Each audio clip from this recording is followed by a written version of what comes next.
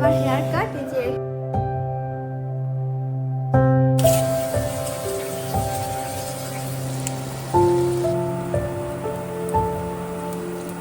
আমার এখানে স্পেশালি পান্তা ভাতের প্ল্যাটার কিন্তু ready. Hi everyone, good afternoon, welcome back to the channel and welcome back to my new another episode. চলো এখন থেকে এই ব্লগটা স্টার্ট করা যায়। তোমরা দেখতে থাকো একটা রঙিন ব্লগ, একটা রঙিন episode. So let's get start the blog. সোনা পুজো দেবে, তো আমি ভাবলাম কেননা আমি ফুলগুলো একটু তুলে দিই। গাছে আজকে 4টে জবা ফুল দেখতে পাচ্ছি, মানে দুটো গাছে 4টে জবা ফুল, লাল আর সাদা মিলিয়ে। আর আজকে সানডে বলে সব কিছু একটু লেটে লেটে চলছে।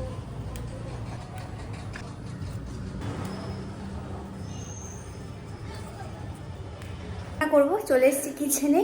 আর কাল লেট নাইট এসছি, একটা নেমন্তন্ন ছিল, তো ওখান থেকে লেট নাইট বাড়ি ফিরেছি, তো সব কিছু লেট চলছে।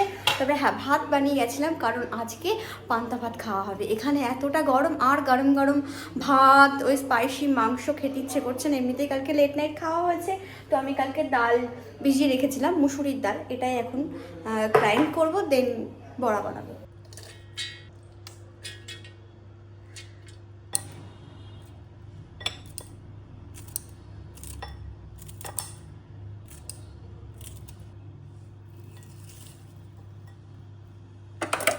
ডাল বাটা রেডি, পেঁয়াজ কুচানো রেডি, গাছের লঙ্কা একটুখানি কেটে দিয়ে দিলাম, আর একটু দিই ঝাল ঝাল করে।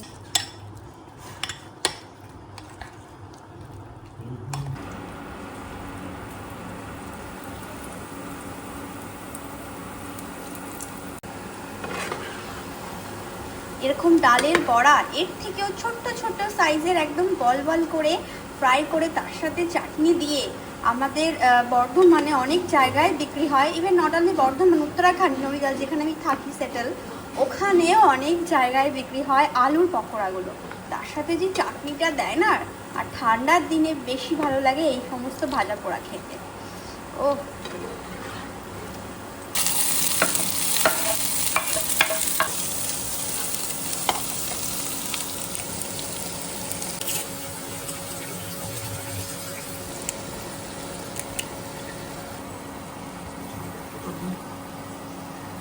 জিনিসগুলো না পুরোটা স্পিড বাড়িয়ে দেবে।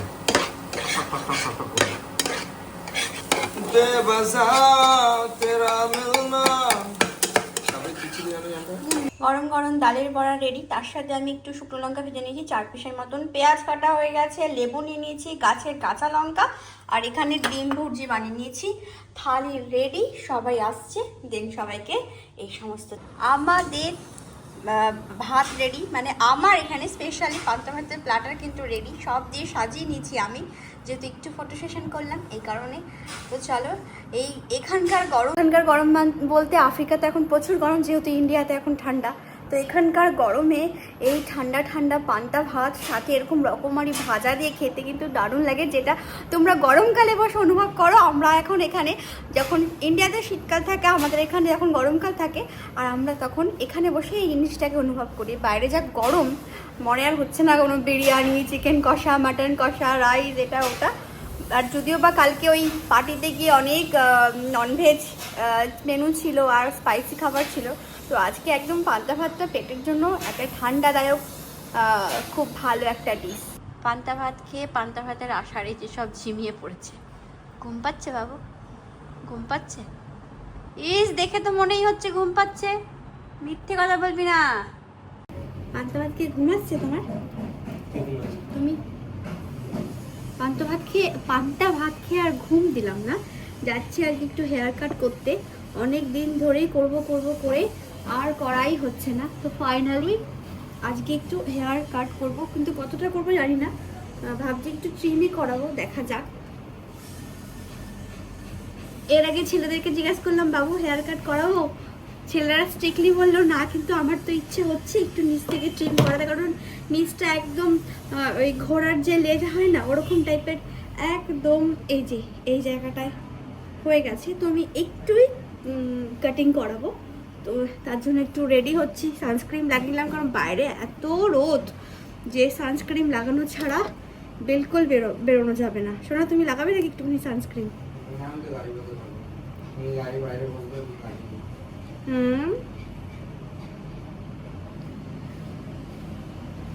নাও তুমি রেডি হও। না শোনা প্লিজ।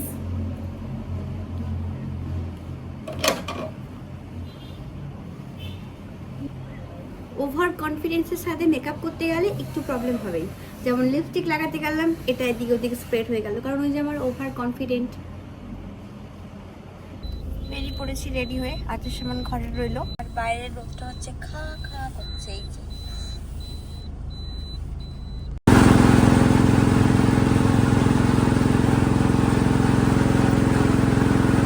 সিরিজিতে শ্যাম্পু নিতে পেয়ে গেছি আমার পছন্দের শ্যাম্পু। আর এখানে সিম্পলের এটা কি নতুন বেরিয়েছে কন্ডিশনার।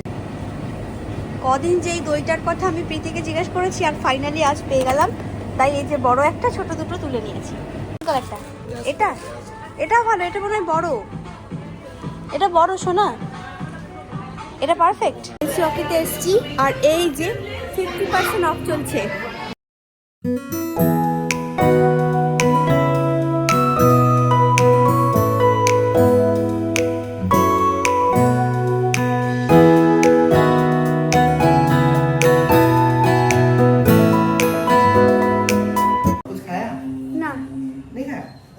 এই যে আমার হেয়ার কাট, এই যে সামনেটা আমি একটু লেয়ার করেছি, আর পেছনটা তো এই যে পেছনটা দেখানো যাবে না, মানে দেখাচ্ছি আদার্স যদি আমাকে হেল্প করে।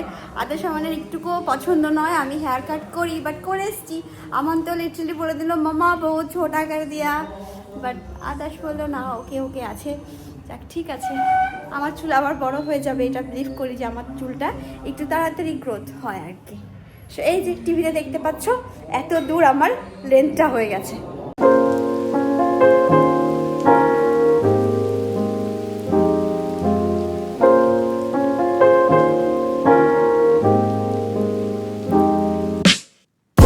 এই যে আবার বেরোবো আমরা জুদিওগা। জাঞ্জিবার মিক্সটা খাওয়া এখনো বাকি আছে, ওটাই খেতে যাব।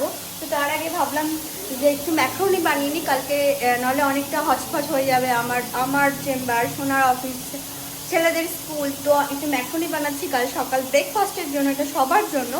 আর লাঞ্চটা কালকেই দেখবো, তাড়াতাড়ি উঠে একটু ফটাফট বানিয়ে নেবো।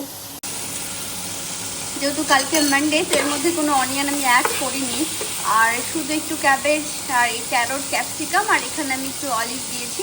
ব্যাস এইগুলোর মধ্যে একটু জাস্ট স্পাইস দিয়ে ম্যাক্রোনিটাকে অ্যাড করে দেবো। সিম্পল একটা ম্যাক্রোনি আমার রেডি।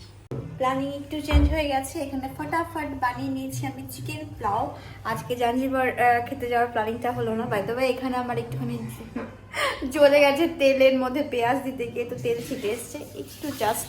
তার জন্য আমি ওই আমাদের পুরোনো স্টাইলের মেডিসিন, ওই কোলগেট লাগানো, তো ওটাই লাগিয়েছি, কিন্তু ঠিক আছে একটু হালকাই তেল ছিটে এসছে। তো চিকেন পোলাওটা আমি তোমাদের সাথে শেয়ার করছি। এক ঝলক কত সুন্দর কালার এসছে, গন্ধটা তো খুব ভালোই বেরিয়েছে। যদি এই যে চিকেন পোলাওয়ের কালার এরকম এসেছে, এই যে চিকেন পোলাও, এই যে এখানে আর দুটো চলে গেছে টেবিলে, আর সাথে আছে এই যে ফ্রেশ দই। চলো, যেটা এইমাত্র জাস্ট কিনে আনা হয়েছে।